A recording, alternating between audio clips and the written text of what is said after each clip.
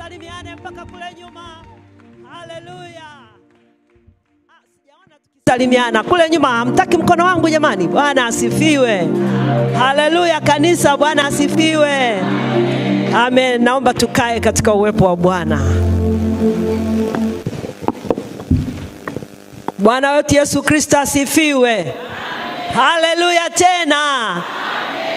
Amina. Na mimi nimshukuru Mungu nipate nafasi hii tena kushukuru madhabahu na uongozi wa usharika wa hapa chuo kikuu kwa ajili ya kunialika kushirikiana pamoja nanyi katika mavuno ya mwaka huu. Bwana wetu Yesu Kristo asifiwe. Na wasalimu tena, Bwana asifiwe.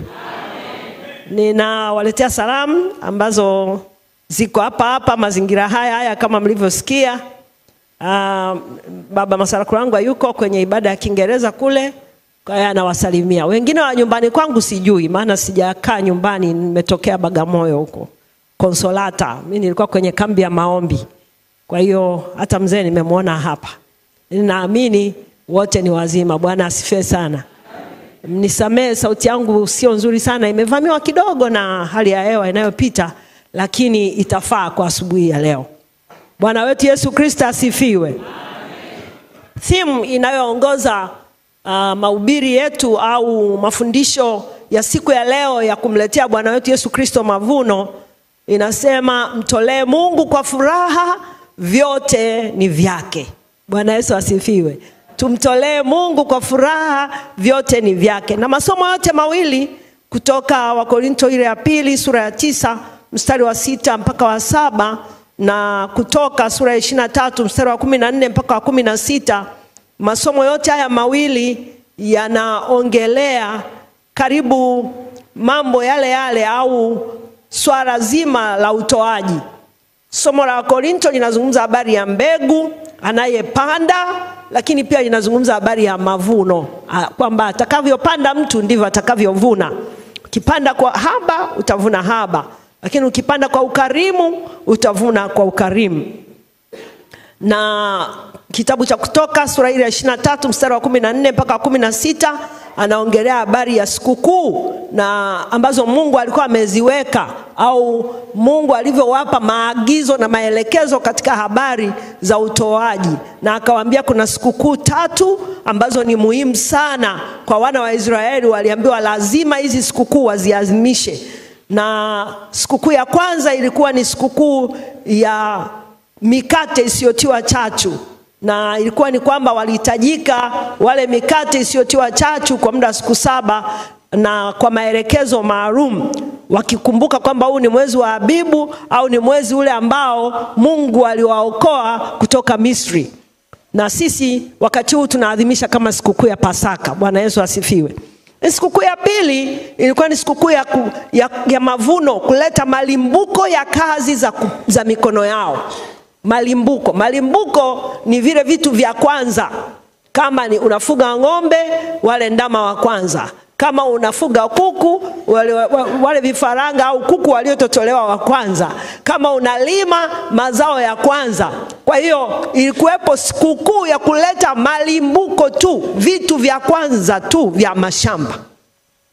Lakini ilikuwepo pia sikukuu nyingine ya 3 ambayo walilazimika au waliagizwa kuleta vitu ambavyo wamekusanya katika mwaka mzima.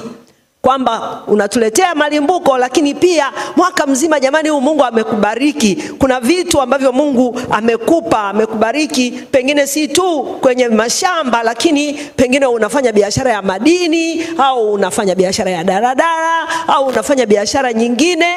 Mungu amekubariki kwenye namna nyingine, nitazitaja baadaye, lakini ulete hivyo ambavyo umevikusanya kwa mwaka. Kwa hiyo zilikuwepo hizi sikukuu 3. Na sisi leo tunaadhimisha hiyo sikukuu ya mavuno, ambayo kwetu sisi leo na hisi ni kama mchanganyiko wa zile mbili za mwisho. Bwana wetu Yesu Kristo asifiwe. Ni malimbuko, kuna wengine wameleta malimbuko leo, kuna wengine wameleta walivyovikusanya kwa mwaka na kadhalika. Na ukisoma vizuri, ukipenda kujua vizuri walitoaje, walipewa pia maelekezo in details, yani kabisa kwa kina, kwamba watoeje haya mavuno. Ukienda kwenye kitabu cha Mambo ya Walawi sura 23 ule mstari wa 15 mpaka wa 21 na mstari wa 39 mpaka 43, utakuta kuna maelekezo wanaambiwa. Siku 7, siku ya kwanza walete nini, siku ya pili walete nini, siku ya tatu walete nini na kadhalika. Lakini ukienda pia kitabu cha Hesabu sura 28 mstari wa 26 mpaka 31 utakuta kuna maelekezo hayo kwamba wanatakiwa waleteje. Na Biblia iko very clear ikiwazungumzia, na Mungu alikuwa hasemi tu leteni, lakini alikuwa anatoa details na maelekezo ya kina kabisa walete nini. Bwana Yesu asifiwe. Na siku ya leo katika mavuno yetu haya, tafakari yetu ya leo itakwenda katika kujibu maswali mawili ya kina ambayo yote yanajibiwa katika hii mistari tuliyoisoma. Na maswali haya ni haya. Ya kwanza, tunatoa nini na kwa nini tutoe? Bwana Yesu asifiwe. Tunatoa nini na kwa nini tutoe katika mavuno yetu haya ya leo? Lakini jambo la pili, tunatoa katika hali gani na kiasi gani? Tunatoa katika hali gani na kiasi gani? Na ukisoma katika masomo haya mawili tuliyoyasoma, tunaona kabisa maswali haya yanajibiwa. Tunatoa nini? Haya ni maswali yamo katika hii mistari na ni maswali ya msingi. Tunatoa mavuno. Tukianza kulijibu swali la kwanza, tunaona kabisa kwamba tunatoa mavuno yanayotokana na kazi za mikono yetu. Bwana wetu Yesu Kristo asifiwe. Ni mavuno ambayo yanatokana na kazi za mikono yetu. Na pale kwenye Kutoka amesema kabisa, utaleta vitu ambavyo umefanya kwa mikono yako. Kwa mikono yako. Na hii inatupa dhana ya kwamba watu lazima wafanye kazi. Haleluya. Sio siku hizi watu wengine wanakaa tu, mradi vinaletwa tu wanakaa tu. Kuna hapa kwa mikono yako. Bwana Yesu asifiwe. Kwa hiyo kuna dhana ya kufanya kazi, kwamba you bring what you have worked for. Kitu ambacho umekifanyia kazi, umepambana huko, unatuletea, unamletea Mungu. Bwana Yesu asifiwe. Na mimi naamini kabisa kwamba Mungu ametubariki sana. Tumevuna kutoka kwenye mishahara yetu. Tumefanyia kazi. Umekaa ofisini masaa 8 kila siku, siku ngapi? 31 kwa mwezi. Kuna kitu unapokea kwenye akaunti yako. Lakini kwenye mashamba, tuna mifugo, tuna maconsultancy, tuna madaradara huko, tuna majengo tunakodisha, tuna maapartmenti. Au naongea peke yangu? Bwana wetu Yesu Kristo asifiwe. Tunavyo hatuna? Bwana Yesu asifiwe. Hizo returns tunazopata huko, hizo faida tunazopata huko, hizo akaunti zetu tunavyowekewa huko, kumbe tulitakiwa kuweka na kukusanya na kuaccumulate kwa ajili ya Bwana. Haleluya. Kwenye zaka Mungu ametupa specifically 10% ya yale tunayopata tuwe, hiyo ni zaka. Lakini kuna mavuno, yani kuna vitu Mungu amekupa vingi tu, vizuri vingi tu. Yani hata tukikuangalia tu kwa uso tunajua umepewa. Bwana Yesu asifiwe. Unajua hata nikiwaangalia mlivyokaa hapa, mlivyopendeza wote, yani hamna hata mmoja ambaye kavaa marapulapu hapa. Wote tumevaa vitu vya kweli, vitu vya haki, vitu vya msingi, vitu vya viwango. Hiyo ndio Mungu anachosema hapa. Tuna vyanzo mbalimbali kama nilivyosema, na Mungu ametupa kwa ajili ya kumletea mavuno. Sasa swali la msingi, tumeleta? Hebu muulize jirani yako, umeleta? Wengine hawajauliza. Bwana asifiwe. Muulize tu kwa upendo tu, ndugu, umeleta? Lakini kama hujaleta leo, nimeambiwa mwezi wote huu ni wa kuleta. Bwana Yesu asifiwe. Mwezi wote huu ni wa kuleta mavuno. Leo ni kuzindua tu. Tunazindua. Kwa hiyo tumekuja kuleta hivyo. Pengine unasema nilikuwa sijaelewa mavuno ni nini. Ndio tunaeleza hivyo. Mkusanyiko wa yale mambo yote, yale mazuri yote ambayo Mungu amekubariki nayo mwaka huu. Umepanda mandege Uturuki, sijui Ufaransa, sijui Ujerumani, kuna mahera umepata huko mengi, consultants umefanya, umepewa macheki. Hayo kuna era ya Mungu anasema umevuna. Bwana asifiwe. Mzee Urasa ukuwepo hapa, sijui ulikuwa wapi, mchungaji kakusema, mimi hata sikujui. Lakini kakusema ulikuwa haupo. Huko ulikokuwa sijui likizo, sijui ulikuwa unaumwa, mimi sijui ulikokuwa. Lakini ulivyokwenda kuvifanya huko umepata. Lete kwa Bwana. Haleluya. Bwana wetu Yesu Kristo asifiwe. Haleluya. Kwa hiyo kuna vitu ambavyo Mungu ametubariki navyo tulete. Lakini sasa tulete kiasi gani? Maana unajua unaweza ukabarikiwa alafu ukasema natoa tu kwenye daradara. Tulete kiasi gani? Kwa kadiri ya jinsi alivyo tubariki. Bwana Yesu asifiwe. Ile kwenye Wakorintho kule amesema kabisa, kwa ukarimu, apandaye kwa ukarimu. Apandaye haba atavuna haba, lakini apandaye kwa ukarimu atavuna kwa ukarimu. Kwa hiyo tulete kiasi gani? Wakorintho anasema tutoe kwa ukarimu. Kinyume cha ukarimu ni uchoyo, si ndio? Wanasema hayo mtu bwana hata ukienda kwake mchoyo kama nini? Yani hata maji yakupi, yuko tu yani hivyo, mchoyo. Lakini mtu unaona anavyo kabisa anavyo, lakini hatoi. Huyo mtu ni mchoyo. Lakini mtu mkarimu ni yule hata kama ana maji tu atakukaribisha, jamani karibu maji, karibu usitoke tu nyumbani bure, hatuna hiki labda hatuna sukari lakini hata maji. Bwana Yesu asifiwe. Huyo ni mtu mkarimu, mtu anayependa kutoa tena kwa wingi, na sio vile tusivyovihitaji. Sio vile visivyotuuma, hapana. Bwana Yesu asifiwe. Mungu kwa sababu ni vyote ni vyake, Mungu kwa sababu ni creator wa kila kitu, Mungu kwa sababu hata wewe ni mali yake, Mungu kwa sababu anakupenda na amekupa uhai na uzima na afya ya kuvifanya hivyo na kuvicreate na kuvipata na nguvu na akili ya kuvifanya na kuvipokea. Anategemea umletee kwa ukarimu. Bwana wetu Yesu Kristo asifiwe. Tena kwa ukarimu lakini vya thamani. Sio yani vya aina gani? Yani vya ukarimu lakini kwa vya viwango. Bwana Yesu asifiwe. Vya thamani, tunavyovipenda sisi, tunavyovithamini sisi, vitu vya viwango. Unajua unaweza kaenda kwa mtu akakupa chakula kingi, kweli kabisa amekuwa mkarimu, chakula kingi lakini kimechacha.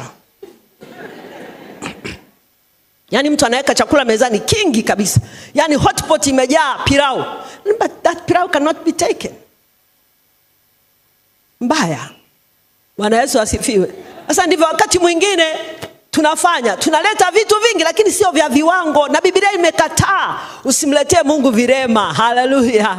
Usifanye hivyo, au vile vilivyobaki, the leftovers ndio tunamletea Mungu. Unaingia kwenye banda la kuku, unachagua kuku mwenyewe anasinzia, yani kabla hata hatujamaliza ibada ameshakufa hapa. Hivyo Mungu anavikataa, havipokelewi kwenye madhabahu za Mungu. Mungu anaongelea quality and quantity. Nyewe makampuni yanaitwa quality assurance, sijui kuna watu wamejifunzia mambo ya kuangalia quality assurance, sijui quantity kitu gani. Mnavyo hivyo vitu, viko huko masomo mwenyewe, wataalamu hapa ndio walimu wenyewe. Kama sisi tunaweza kuwa na hivyo vitu vya kuangalia viwango na tunavipima, na kuna watu wana PhD za kuassess quality za vitu. Haleluya. Sasa Mungu mwenyewe aliyeumba hivyo viwango na hizo standards. Bwana wetu Yesu Kristo asifiwe. Haleluya. Na mifano ipo kwenye Biblia. Waisraeli waliagizwa walete kwenye Mambo ya Walawi ile sura 23 mstari wa 40. Nakupa tu katika yale mavuno ambayo Mungu alisema, moja wapo ya details inasema siku ile ya kwanza mtajipatia matunda ya miti mizuri.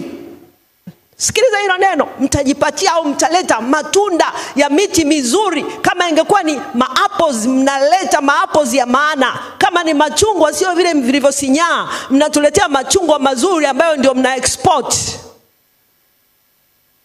Bwana wetu Yesu Kristo asifiwe. Na makuti ya mitende na matawi ya miti minene na mierezi ya vijitoni, sio ile ya huko polini iliyosinyaa. Nanyi mtafurahi mbele za Bwana Mungu wenu muda wa siku 7.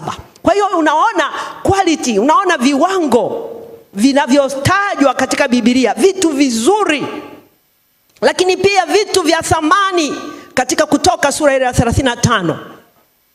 Kutoka sura 35 mstari wa 5b mpaka wa 9. Hawa walikuwa wanajenga, tena walikuwa wanataka kumtolea Mungu kwa ajili ya ujenzi wa nyumba ya Mungu. Na mimi nimeambiwa kwamba mavuno ya mwaka huu mnataka kujenga hostel sijui wapi Changanyikeni nasikia. Lakini pia tuna mpango wa kutumia mavuno haya ya kuinstall voice system. Nimeona hata leo kwenye ibada hii mmeona hapa kuna mtu alitangaza hapa hana kipaza sauti. Sijui alisoma somo bila kipaza sauti. Sasa tunataka tuinstall vitu vya viwango, vitu vya maana. Chaplains ya University of Dar es Salaam, watu wakija kwenye ibada, tena ongereni, naona mmeweka hizi. Bwana Yesu asifiwe. Hizi zilikuwa hazipo mara ya mwisho nilipokuja. Kwa hiyo kwa kweli hongera mchungaji. Bwana wetu Yesu Kristo asifiwe sana. Yani hii ni chaplains ya chuo kikuu cha Dar es Salaam. Chuo kikubwa katika nchi chenye historia ya miaka na miaka. Kuna mambo mengine itabidi tuyabadilishe baadaye, kama hizi sijui ni tiles sijui vitu gani viliwekwa miaka gani. Vitu kama hivyo. Viwango hata vya watu wenyewe wanaosali humo. Bwana wetu Yesu Kristo asifiwe. Nasikia kuna installation ya voice system katika kanisa. Ili mtu akisimama hapa asiumbe, vyombo visiimbe, kwaya inataka kuimba vinasinzia, vinakoroma, vinachoka, vinaharibika. Nadhani mchungaji ataeleza zaidi, lakini najua kwamba hayo mavuno ya mwaka huu tunayomletea Bwana ni kwa ajili ya mambo kama hayo. Bwana yetu Kristo asifiwe. Haleluya.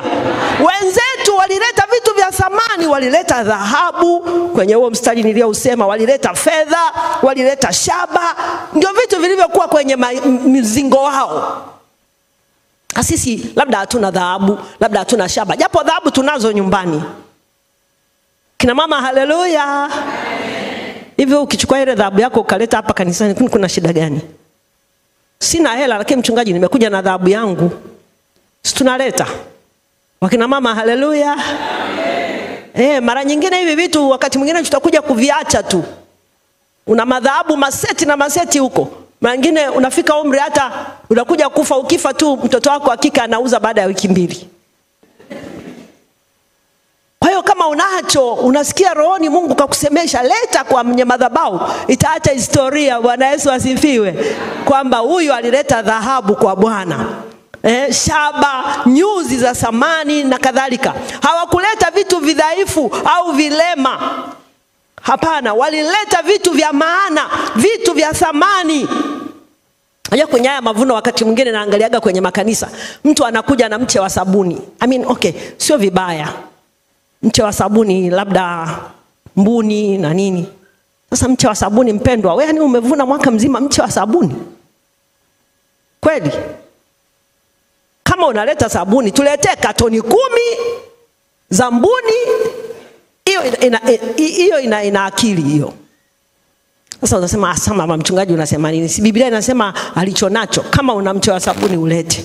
Lakini kama una zaidi ya mche wa sabuni, halafu unakuja tuna mche wa sabuni unasema tukienda kule watu watapiga mnada, itakuwa huyu atasema 10,000, wewe utasema 20, wewe unasema 30. Usiassume kwamba itakuwa hivyo. Wewe Mungu anaona umeacha miche mingapi nyumbani. Bwana wetu Yesu Kristo asifiwe. Kwa hiyo mara nyingine kwenye Biblia kuna mahali Yesu aliwaona wanaleta miche ya sabuni, akaambia kafanyeni biashara, muuze huko mnilete pesa. Leteni sadaka, vitu kauzeni huko, usituletee mche wa sabuni. Kauze wewe dukani kwako, leta hela. Maana ukileta mche wa sabuni mmoja huo, tutahangaika nao hapa jamani. Wengine watu hata siku hizi hawatumii, sasa wana mashine. Sasa mche. Bwana wetu Yesu Kristo asifiwe. Watu siku hizi wanafua kwa mashine, sasa wataenda wakatekate vile vipande ndio wamwage mle. Zile mashine zitakwama. Kwa hiyo hawanunui. Haleluya. Naongea na watu. Leta vitu ambavyo Mungu ataviappreciate na wanadamu wataviappreciate vile vile. Na vitakuwa practical, na sadaka yako utakuwa na furaha sana Mungu atakapoipokea, na wewe utakapoona kwamba ni kitu kinaenda kutumika mahali fulani, au hata umeleta kitu chako kimenunuliwa kinaenda kuliwa mahali fulani, lakini sasa umeleta kitu ambacho hata hakiwezi kikatumika wakati mwingine. Bwana wetu Yesu Kristo asifiwe. Walileta kwenye Mambo ya Nyakati sura ya 1 mstari wa 29 mpaka wa 14. Jamani, mimi ongea yangu ni mwalimu, kwa hiyo nafundisha. I'm just quoting the Bible. Wewe andika, ukipata nafasi nyumbani ukasome tu. Nyakati wa kwanza 29:14. Daudi na watu wake walimtolea Mungu kwa ajili ya ujenzi wa nyumba ya Bwana. Sisi leo tunatoa mavuno, nayo ni kwa ajili ya ujenzi. Kama nilivyosema, walileta vitu ambavyo vilikuwa vinahusiana na ujenzi. Bwana Yesu asifiwe. Bwana asifiwe. Kwa hiyo walileta, lakini sisi kama nilivyosema, mavuno yetu ni mchanganyiko wa vitu vingi, na tumeambiwa ni mavuno, tumepewa bahasha tayari, tuna pesa tunaleta. Lakini sadaka hiyo walipoileta, walitoa kwa wingi na kwa viwango, mpaka Daudi akasema, Mungu, mimi ni nani na watu wangu ni nani hata tuweze kutoa kwa hiari hivi? Kwani vitu vyote vyatoka kwako, na katika vitu vyako wewe mwenyewe tumekutolea. Bwana Yesu asifiwe. Jamani, hiyo understanding ya kuelewa kwamba vitu vyote ulivyonavyo sio vyako, ni vya Mungu, hiyo understanding ni hekima ya hali ya juu sana. Yaani nakuombea asubuhi ya leo upate huo ufahamu kwamba sio vyako, kwa sababu Mungu akiamua kuzima, unazimika tu. Yaani unazimika tu. Uweza unaendesha gari, uwe umekaa wapi, unaweza ukazimika wakati wote. Mungu akisema na withdraw pumzi yangu, na utakuwa declared, tutafanya mambo, tutamaliza, itabaki historia. Alikuwa anakaa kiti cha mbele pale, lakini umeondoka. Bwana wetu Yesu Kristo, amsiogope mliokaa mbele, simaanishi ndio mtaondoka. Bwana wetu Yesu Kristo asifiwe. Tuweze kutoa kwa hiari. Watu hawa walitoa, Daudi akatoa mpaka akafurahi sana, maana wametoa kwa ukarimu na wametambua walivitoa wapi na kwa nini wamrudishie Mungu, na kwamba sio vyao. Unajua wakati mwingine ukivitoa kwa shetani, hata kuleta kwa Mungu inakuwa shida. Bwana Yesu asifiwe. Naongea na watu jamani, mbona kama wamenuna?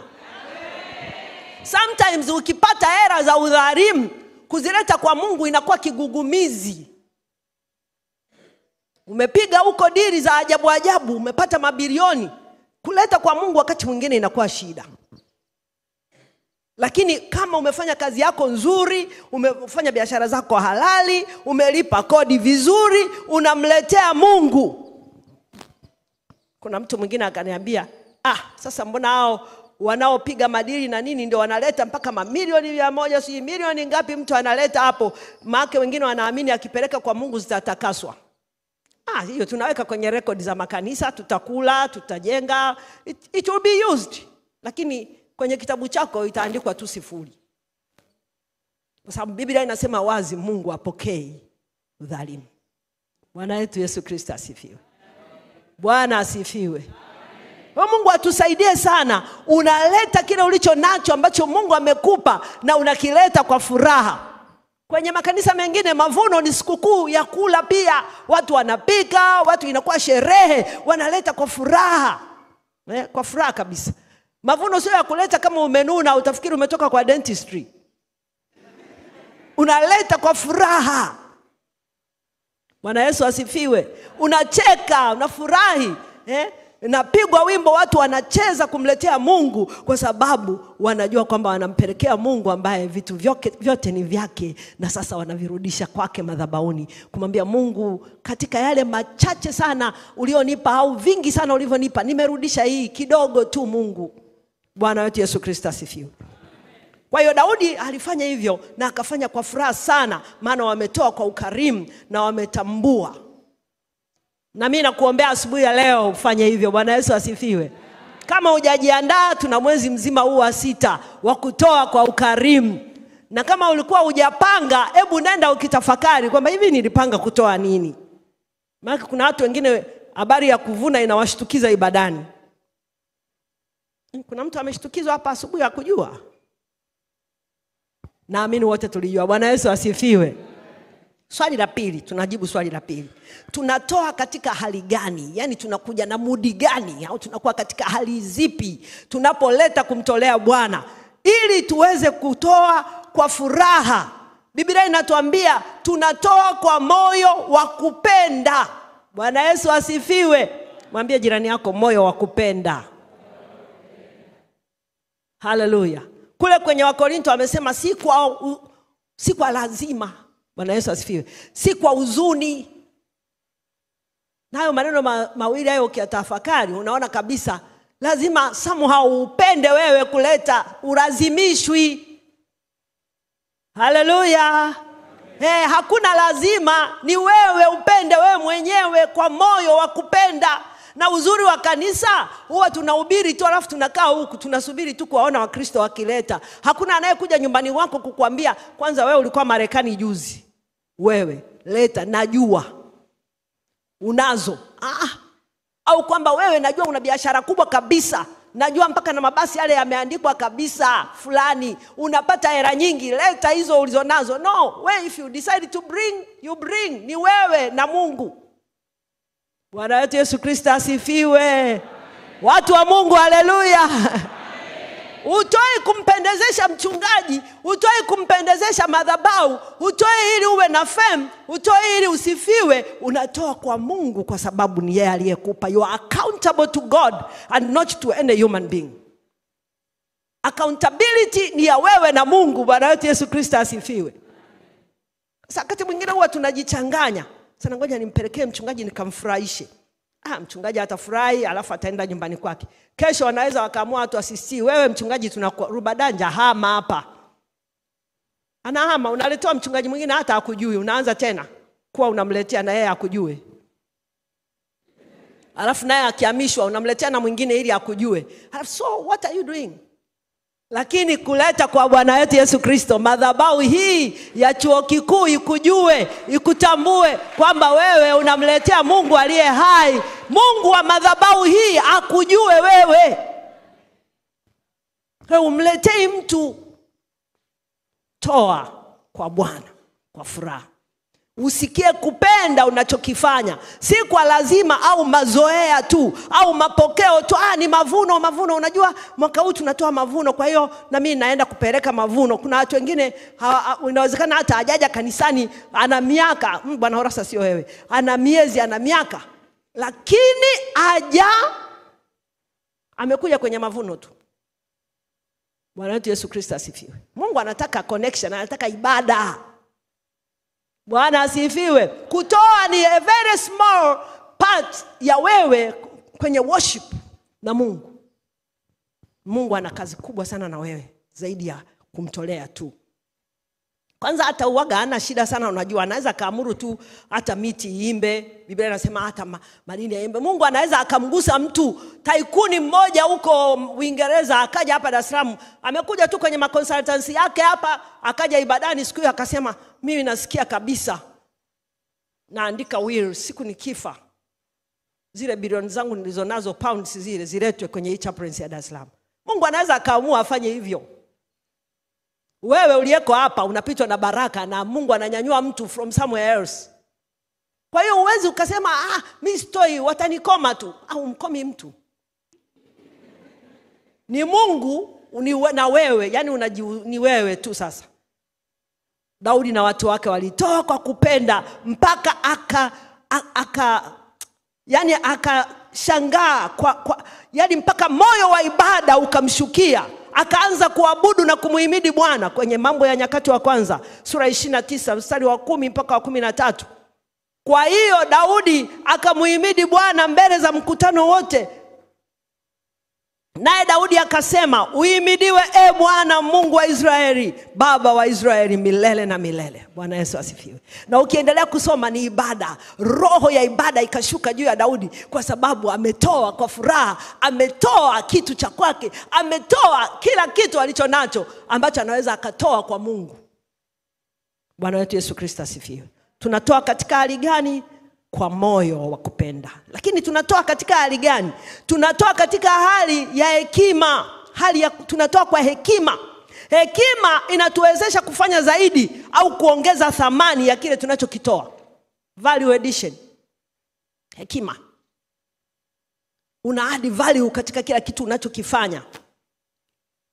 Bwana wetu Yesu Kristo asifiwe. Ukisoma vitabu vya Agano la Kale, unasoma katika kitabu cha Kutoka ile sura ya 35 mstari wa 25 na 26, unakuta hawa watu walileta sadaka mbele za Mungu.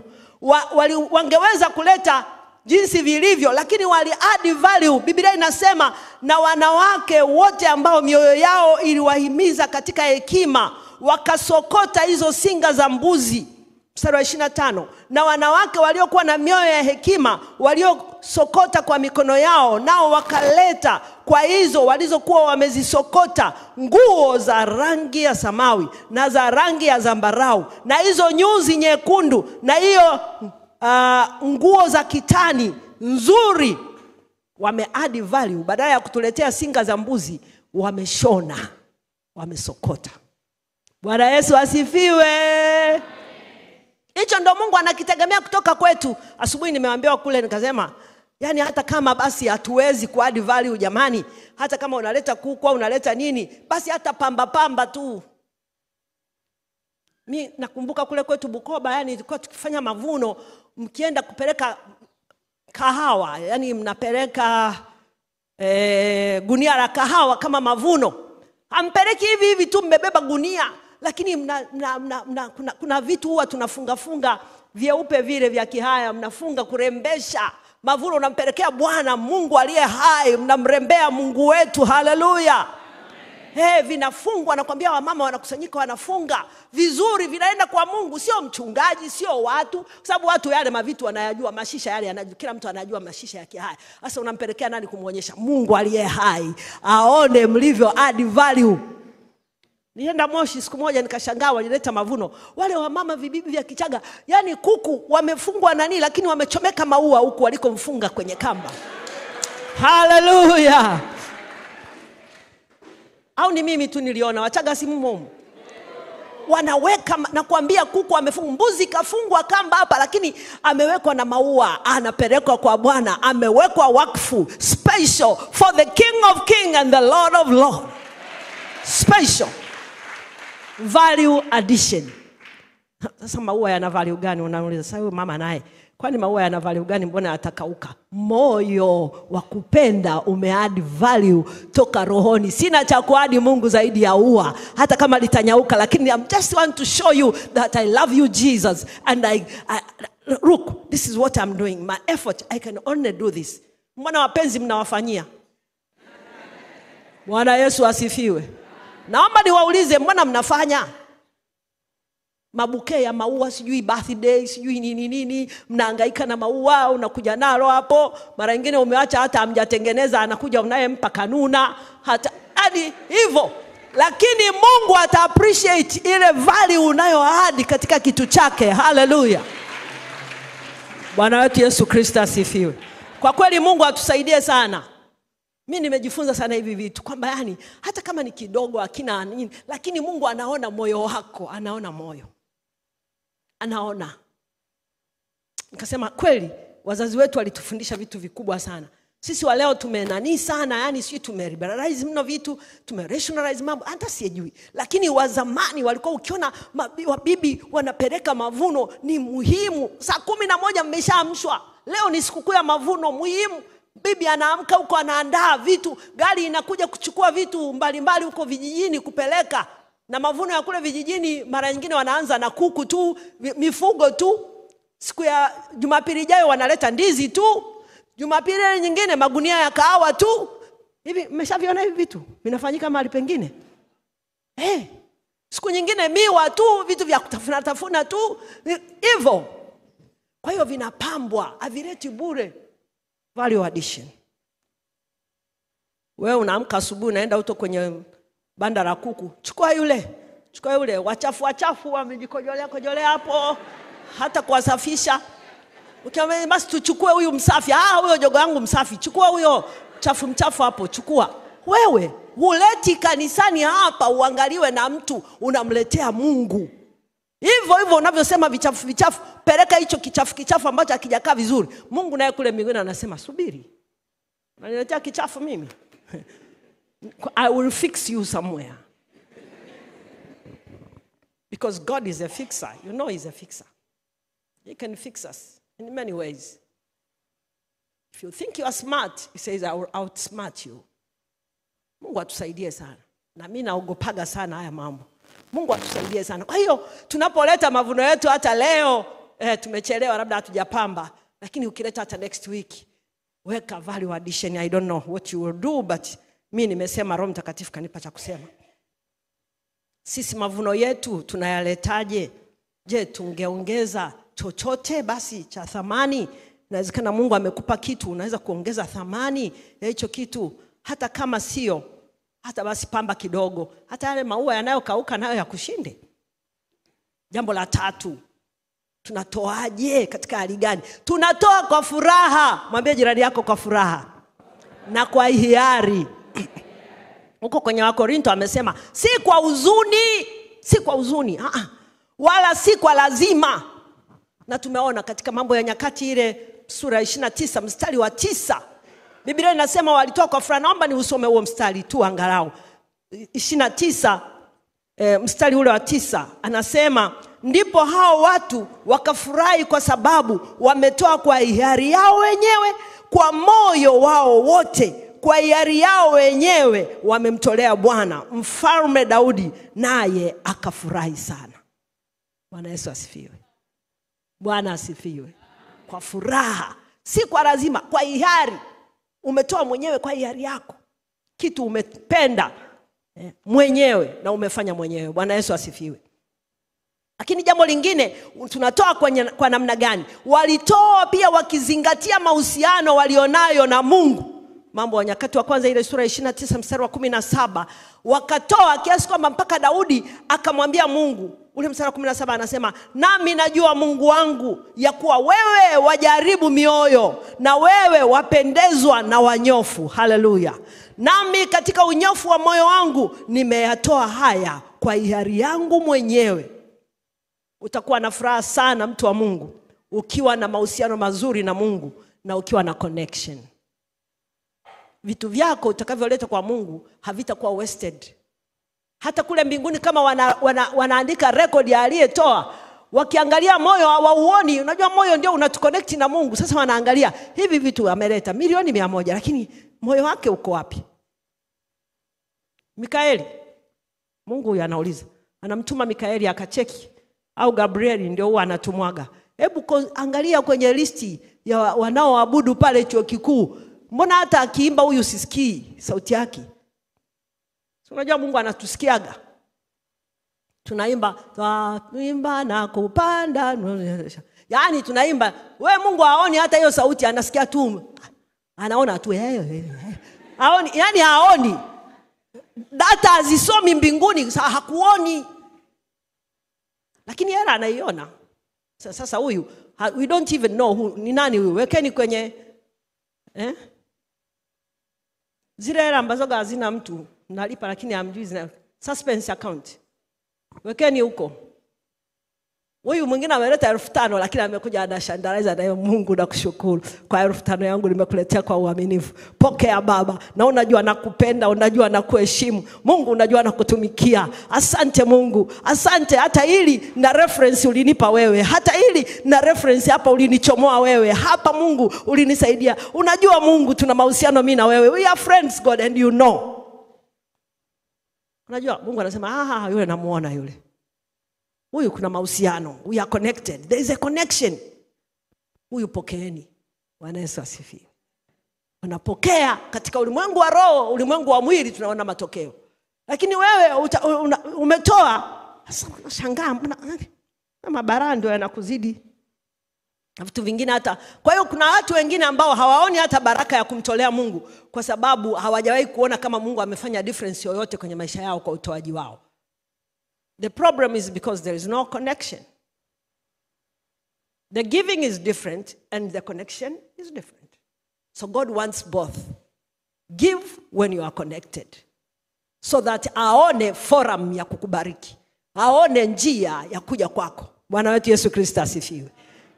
Daudi akasema, Mungu kwa kweli mahusiano nilio nayo mimi na wewe, ninatoa, unaangalia wanyofu wa moyo. Wewe wapendezwa na unyofu. Jamani, huyu sio mama Masarakulangu amesema. Ni maandiko yanatuonyesha. Mungu unapendezwa na unyofu. Mtembe ya yuko hapa. Angetudefainia unyofu ni nini? Mimi Kiswahili sijui sana. Lakini I know kwamba unyofu ni kitu kimenyooka. Sio? Sio na mapindo. Sasa unapiga mke kila siku mpaka mke ana maharama, mpaka ana majeraha, halafu kanisani tukatoe sadaka. Kweli? Au wewe mama mwenyewe unachiti, hata huyo mume sio wako uliye naye. Yaani wewe una waume wengi. Hivi nimetumwa kuja kuyasema hayo. Bwana Yesu asifiwe. Mungu atusaidie sana. Lakini kanisani unatoa. Sadaka haiendi kukusafisha. Sadaka haisafishi mtu. Sadaka inanena mema. Haiwezi kunena wewe kuchiti mke mwenzako unamuumiza mtu. Mtu anajua kabisa fulani ndiye anaenda na mume wangu. Unamuumiza mtu, alali usiku anaomba, analia, anaambia Mungu, huyu anayesababisha mimi huku ndani sionekani. Anaonekana yeye, Mungu shughulika naye. Wewe unaleta sadaka, unataka Mungu appreciate sadaka yako. Never. Haiwezekani. Au unasababisha mtoto wa watu aumie. We are causing a lot of violence. Leo ni Wakristo wazuri tuko kanisani, lakini kesho mtu amejiua. Sijui naita wenyewe siku hizi nini? Wivu wa mapenzi. Wivu gani wa mapenzi unaua? Sasa unanipenda nini? Sasa utapenda nini sasa ukishaniua? Si wivu wa mapenzi. Kama una wivu, si fanya kitu kikubwa sasa umshinde yule ambaye una compete naye. Sasa unaua. Hamna wivu wa mapenzi, ni violence. Bwana wetu Yesu Kristo asifiwe. Asifiwe kwenye kufanya hayo, lakini asifiwe tu upay attention, uelewe kwamba hatutapokea sadaka kama hizo Mungu akazipokea akasema kweli huyu kanitolea. Aineni mema hiyo.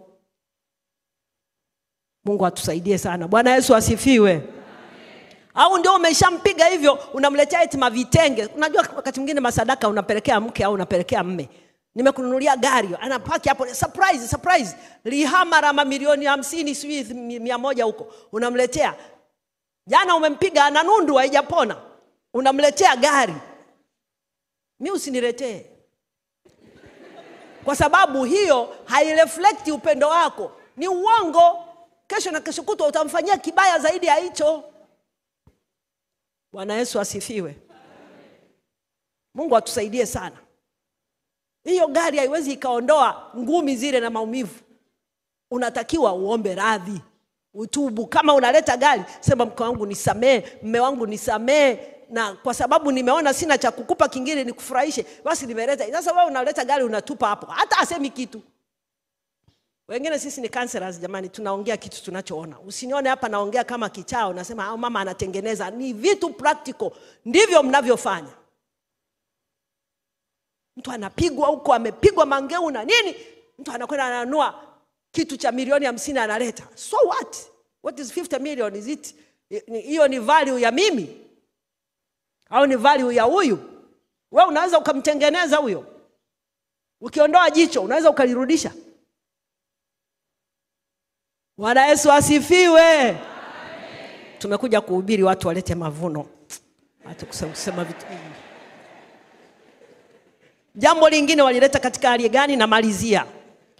Walitoa katika hali ya kutegemea kwamba Mungu atajibu. Bwana Yesu asifiwe. Kwamba Mungu tunayempelekea, huyu Mungu atajibu. Tena walisemea neno sadaka. Ndio maana katika Mambo ya Nyakati wa kwanza 29 mstari wa 17 mpaka wa 19, maombi ya Daudi akiombea future na akimwambia Mungu afanye kitu kwa watu, kwa mtoto wake na kwa watu wake ambao anawaacha. Unajua Mungu alimwambia Daudi, huwezi kunijengea hilo hekalu Daudi. Kweli wewe ni mtu wangu mpendwa sana, lakini umeua sana. Mikono yako imejaa damu. Mimi ni mtakatifu. You cannot do that. Sasa naomba nikuulize, ikiwa Mungu alimwambia Daudi mpendwa wake vile, mtumishi wake aliyempenda, na yeye ndiye alikuwa anamwambia, Daudi alikuwa anamuuliza Mungu, Mungu nipande nikawapiga hao? Mungu anamwambia panda. Mungu ndiye alikuwa anamruhusu kwenda kuua. Lakini Mungu anasema pamoja na kwamba nilikuruhusu, nilitaka utukufu wangu uonekane, wakujue kwamba mimi ndiye Mungu wa kwako Daudi, but I cannot allow you to build my house. Your hands are full of blood. No. Mimi ni Mungu mtakatifu. Bwana wetu Yesu Kristo asifiwe. Sembuse wewe na mimi Grace hapa, mimi ndo nitamletea hiyo milioni 50. Mungu anisaidie. Kama Mungu alimwambia Daudi hivyo, who are you? kama si neema ya kuomba tu damu ya Yesu ikutakase. Na uombe tu, unyenyekee, uvunjike, ukubali. Bwana wetu Yesu Kristo asifiwe. Daudi akaomba, akasemea neno juu ya future. Tuna watoto jamani. Tuna kazi, tuna biashara. Msilete mavuno kimya kimya. Sema kitu juu ya hiyo mavuno unaleta. Sema kitu. Hata kama umeleta miaka yote hujaona mabadiliko kwa watoto wako, saa inakuja Bwana atafanya. Haleluya. Mungu wetu ni mwaminifu, sio kama sisi. Tumeimba wimbo pale anasema ana mizungu mingi ya kubariki wanae. Mungu ana mizungu mingi. God has many ways of blessing us. God has many ways of dealing with our situations. Mara nyingine we are so focused hapa, but God is wide. God is God. It's not you, sio wewe, ni Mungu. Anaitwa Mungu. Bwana wetu Yesu Kristo asifiwe. Na Mungu alijibu maombi ya Suleiman. Alimjibu maombi ya Daudi. Suleiman akajenga lile hekalu, na likawa ni hekalu ambalo lilikuwa hakuna hekalu lingine lililojengwa isipokuwa linalotazamiwa kujengwa lifanane na lile la Suleiman. Haijawahi kutokea tena. It has never happened again. Lilivunjwa hilo hekalu, na hata baada ya kuvunjwa hilo hekalu ulibaki ukuta mmoja ambao unaitwa ukuta wa maombolezo pale Yerusalemu. Walioenda Yerusalemu mnajua kwamba ulibaki ukuta wa maombolezo. Ni ukuta mzee sana, wa zamani sana, wa lile hekalu la kwanza lililojenga Suleiman. Ambalo katika hilo hekalu Suleiman naye aliomba, akasema Mungu, ninaomba watu wa mataifa mengine yoyote watakaotoka dunia nzima, wanaokujua na wasiokujua, watakapokanyaga hapa wakiomba kwenye nyumba hii uwasikie. Na ndivyo ilivyokuwa. Nenda pale Yerusalemu hata sasa. Millions and millions of people are floating in Jerusalem. Na wakifika Yerusalemu hakuna mtu yoyote, tour guide yoyote. Na tour guide wanawapelekaga hata hawajui wanafanya nini. Lakini hakuna tour guide yoyote ukifika Yerusalemu ambaye hata kupeleka kwenye ule ukuta wa maombolezo. Makaratasi ya maombi yamejaa. Watu wanaletwa wakiwa wagonjwa wanapona. Mpaka wakina Obama kabla hawajawa marais, alienda Obama ukuta wa maombolezo akalia pale, akasema Mungu, ninaomba unifanye rais wa kwanza mweusi Marekani. And God did it. Ukuta ule ambao Daudi aliomba kwa sadaka, akasema, na mtoto wake kweli akafanikiwa, na mtoto naye akaja akaomba. Tunaona yanatokea leo. Kwa hiyo invest katika sadaka. Usitoe sadaka ya mavuno bure. Invest kwa mtoto wako. Tunapotoa kwa Mungu tuna invest. Tunashindwa hata na mabenki. Mabenki siku hizi yamebadilisha ile haitu sijui CSR sijui nini. Wana jina lingine wanaitwa wanatoa for investing. Kwamba tunapoinvest kwenye jamii tuna invest kwa wateja. Yani tunafanya investment. Hao wateja watakuja kuwa ndio watatuletea pesa. Kwa hiyo tuna invest, sio kwamba sio tunatoa tu services sijui nini. Hamna. Hatutafuti license ya we are investing to the community, ili community ije iturudishie. Bwana wetu Yesu Kristo asifiwe. Kwa hiyo na wewe invest unapoleta sadaka. La mwisho kabisa, tunatoa kwa imani. Kwa imani. Kitabu cha Waebrania ile sura ya 11 mstari wa 4. Ni sadaka ya Abili na Kaini, lakini Abili sadaka yake ilipokelewa kwa sababu alitoa kwa imani. Hawa wote wawili walitoa sadaka. Wote walikuwa watoto wa Adamu. Wote walikuwa ni watu ambao walikuwa wanajua kabisa kwamba tunatoa sadaka, tunatakiwa tumpelekee Mungu. Lakini sadaka iliyopokelewa ni ya nani? Ya Abili. Kwa sababu Abili hakuleta kawaida. Alitoa kwa imani. Alimaanisha, na kwa imani ali-expect something from God. Ndio maana akatoa, ilikuwa na viwango. Sababu kama if you are not expecting anything from God, why are you even bothering? Hello? Kama yani utegemee chochote toka kwa Mungu, yani basi ni hivyo, unahangaika nini sasa?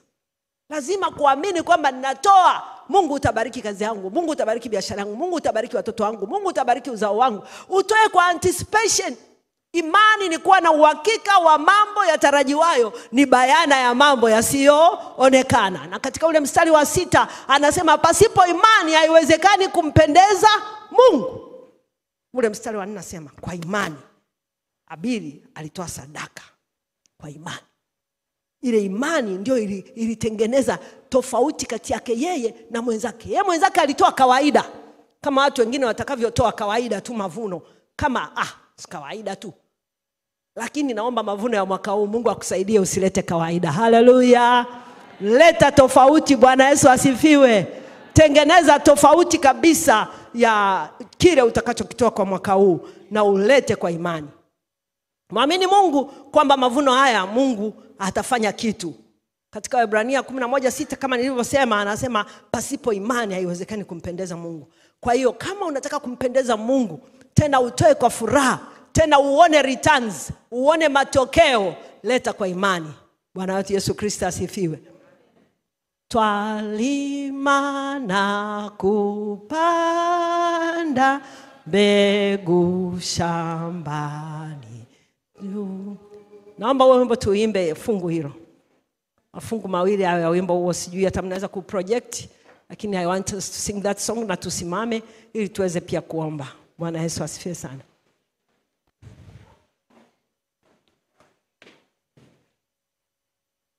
Naweza kuproject huo wimbo ili wengi waimbe. Namba ngapi huo wimbo?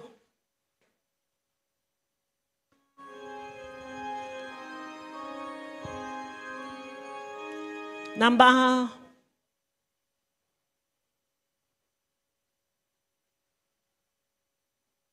iko kwenye vitabu vya KKT.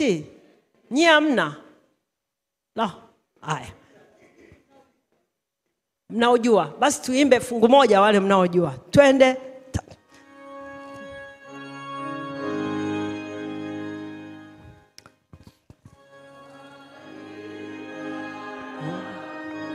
Panda mbegu shambani tu na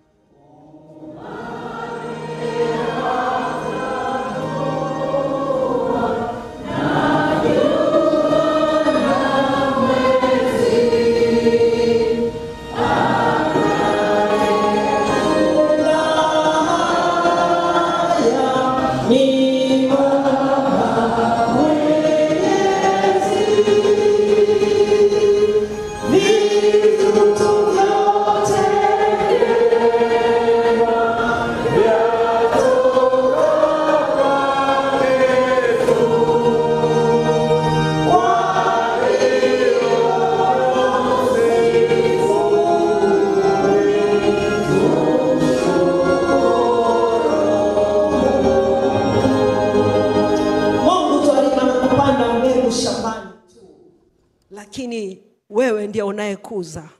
Wewe ndiye unayetupa nguvu. Tena Biblia inatuambia wewe unatupa nguvu ya kupata utajiri. Wewe unatupa neema ya kuishi. Wewe unatufungulia milango. Katika kitabu cha Ufunuo ile sura ya 3 mstari wa 8 unasema, tazama kuna mlango uliofunguliwa mbele yako na hakuna atakayeufunga huo mlango. Mungu umefungua milango mingi kwenye maisha yetu.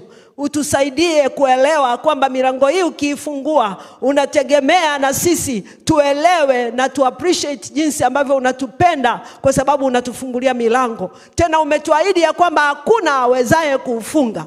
Basi Mungu tunaomba utusamehe pale ambapo tumeshindwa kutumia vizuri nafasi hii ambayo umetupa. Pale ambapo tumefikiri ni sisi tumefungua, pale ambapo tumefikiri tunafunguo, lakini kumbe sisi hatuna. Mungu ninaomba ukatusamehe na ukatujalie tunapoleta mavuno mwaka huu, haya mambo yote tuliojifunza asubuhi ya leo Bwana, tukuletee kwa hiari, tukuletee kwa upendo, tukuletee kwa furaha, tukuletee si kwa kulazimishwa. Tukuletee Mungu tukitegemea kwamba utajibu maombi yetu kwa namna moja ama nyingine. Tukuletee katika unyofu wa moyo. Mungu utusaidie ili mavuno yetu yapate kibali machoni pako, na ili Mungu mwisho wa siku tustawi, si tu kama watu, si tu kama washirika wa chuo kikuu, lakini kama wa Tanzania. Uibariki na nchi yetu Mungu. Ubariki, ufukuze yule alaye. Ukatubariki hata ukatupitishe katika mambo mengi tunayopita nayo sasa. Na zaidi ya Mungu ukatuvushe hata uchaguzi ulio mbele yetu Mungu unaokuja. ukatutetee, ukaitetee nchi hii ya Tanzania. Bwana, tunakuamini na kukutegemea Mungu wetu. Utusaidie Bwana, utuokoe, okoa watoto wetu Mungu. Wengine wako mashuleni, wengine wako nje ya nchi, wengine wako vyuo mbalimbali. Tunaambatanisha sadaka hii tukisema kwa habari ya watoto wetu. Mungu, ukawafanye kuwa vichwa wala sio mikia, ukawainue na kuwatetea kwenye situations mbalimbali. Sadaka hii ya mavuno ya mwaka huu ikanene yaliyo mema mbele yako Bwana, kwa watumishi wako mahali hapa, katika jina la Yesu. Umetupa mamlaka kukemea kila alaye katika ulimwengu wa roho. Tunasimama kinyume na falme na mamlaka na wakuu wa giza na majeshi ya pepo wachafu katika ulimwengu wa roho. Kila kilichopangwa katika vikao vya siri ili kuharibu, ili kuumiza, madhabahu za giza, mapepo, vinyamkera, vibwengo, maruhani, kila namna ya nguvu za mauti ishindwe. Mungu, wewe usimame ukatutetee, kwa sababu tumekutolea kwa moyo wa kupenda. Lakini Mungu, inawezekana wakati mwingine hatuelewi, ni kama tunafanya kwa kupapasa, lakini wewe umesema hutatuacha, maana jicho lako ni kubwa na mkono wako ni mrefu sana. Hata kama tunapapasa, imani zetu ni ndogo, lakini bado Mungu unatuona. Bado Mungu uko tayari kutuingiza, bado Mungu uko tayari kutukubali, ili mradi tunania, ili mradi tunapenda, ili mradi tumeamua. Asante Mungu kwa kuwa utafanya, ili sifa na heshima na utukufu, uweza na nguvu na mamlaka tunarudisha kwenye kiti chako cha enzi. Ubariki siku ya leo na mavuno haya yakawe manukato mbele ya kiti chako cha enzi Bwana, kama walivyokutolea sadaka za mavuno, wakachinja na kuteketeza, na harufu ile Mungu ikawa aroma nzuri kwenye macho yako. Na iwe hivyo Bwana kwa watumishi wako wote watakao kutolea kwa moyo wa kupenda na kwa ukarimu, kwa jina la Baba na Mwana na Roho Mtakatifu. Amen.